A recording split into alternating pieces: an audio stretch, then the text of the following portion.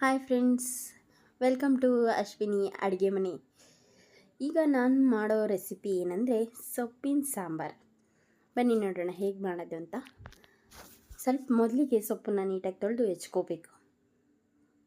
ನಂತರ ಸೊಪ್ಪನ್ನು ಚಿಕ್ಕದಾಗಿ ಹೆಚ್ಕೊಂಡು ನಂತರ ಅದಕ್ಕೆ ಒಂದು ಪಾತ್ರೆ ಗ್ಯಾಸ್ ಹಚ್ಬಿಟ್ಟು ಒಂದು ಪಾತ್ರೆಯಲ್ಲಿ ಬಿಸಿನೀರು ಕಾಯಲಿಟ್ಟು 1 ಕಪ್ ಬೇಳೆ, 1 ಕಪ್ ಹೆಸರು ಕಾಳು ಅದನ್ನು ಚೆನ್ನಾಗಿ ಬೇಯಿಸ್ಕೋಬೇಕು. ಆಮೇಲೆ ಒಗ್ಗರಣೆಗೆ ಈರುಳ್ಳಿ, ಹಸಿಮೆಣಸಿನ್ಕಾಯಿ, 1 ರುಬ್ಲಕ್ಕೆ ಈರುಳ್ಳಿ, ಹಸಿಮೆಣಸಿನ್ಕಾಯಿ ಮತ್ತು ಬೆಳ್ಳುಳ್ಳಿ, 1 ಮಿಕ್ಸಿ ಜಾರ್ ತಗೊಂಡು 1 ಸ್ಪೂನ್ ಜೀರಿಗೆ, ಹುಣಸೆಹಣ್ಣು, 1 ನಿಂಬೆಹಣ್ಣು ಗಾತ್ರದಷ್ಟು ಹುಣಸೆಹಣ್ಣು, ಆಮೇಲೆ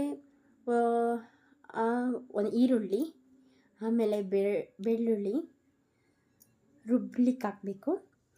ನಂತರ ಒಂದು ಪಾತ್ರೆಯಲ್ಲಿ ಬಾಣಲಿ ಇಟ್ಬಿಟ್ಟು ಅದಕ್ಕೆ ಹಸಿಮೆಣಸಿನ್ಕಾಯಿನ ಹುರ್ಕೋಬೇಕು. ಚೆನ್ನಾಗಿ ಹುರಿಬೇಕು. ಹುರಿದ ನಂತರ ಬೇಳೆ ಬೆಂದಿದೆಯೋ ಇಲ್ಲೋ ಅಂತ ನೋಡಬೇಕು. ಮೊದಲು ನೋಡಿದ್ಮೇಲೆ ಅದಕ್ಕೆ ಸೊಪ್ಪನ್ನ ಆ್ಯಡ್ ಮಾಡೋಣ. ಈಗ ಬೇಳೆ ಬೆಂದಿದೆ, ಸೊಪ್ಪನ್ನ ಸೇರಿಸೋಣ. ಅದಕ್ಕೆ ಸೊಪ್ಪು ಹಾಕ್ತಾಯಿದ್ದೀನಿ. ಸೊಪ್ಪು ಎಲ್ಲ ತೊಳೆದು ಚೆನ್ನಾಗಿ ಇಟ್ಕೊಂಡಿದ್ದೆ. ಸೊಪ್ಪನ್ನ ಹಾಕ್ಬಿಟ್ಟು ಆಮೇಲೆ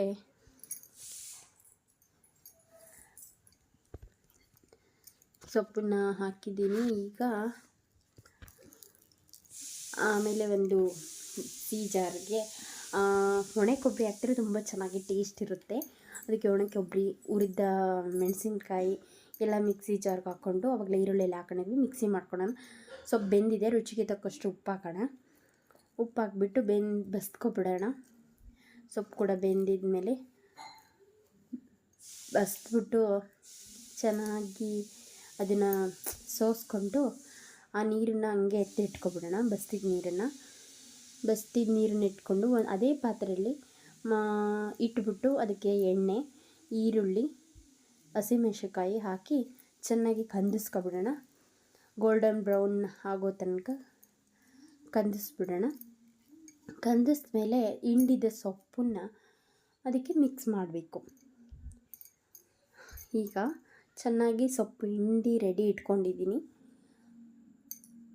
ಇಲ್ಲಿ ಚೆನ್ನಾಗಿ ಮಿಕ್ಸ್ ಮಾಡಿಬಿಟ್ಟು ಎಣ್ಣೆಯಲ್ಲಿ ಫ್ರೈ ಆಗಿದೆ. ಅದಕ್ಕೆ ಸೊಪ್ಪನ್ನು ಮಿಕ್ಸ್ ಮಾಡೋಣ. ಇವಾಗ ಮಿಕ್ಸ್ ಮಾಡಿದ್ದೀನಿ. ಚೆನ್ನಾಗಿ ಮಿಕ್ಸ್ ಆಗಿದೆ.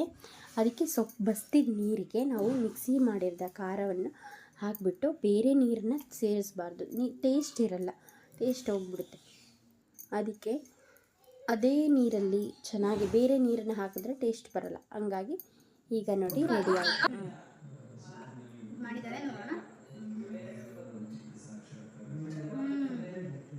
ಸಗದಾಗಿದೆ. ಈಗ ಸೊಪ್ಪು ಟೇಸ್ಟ್ ಮಾಡೋಣ.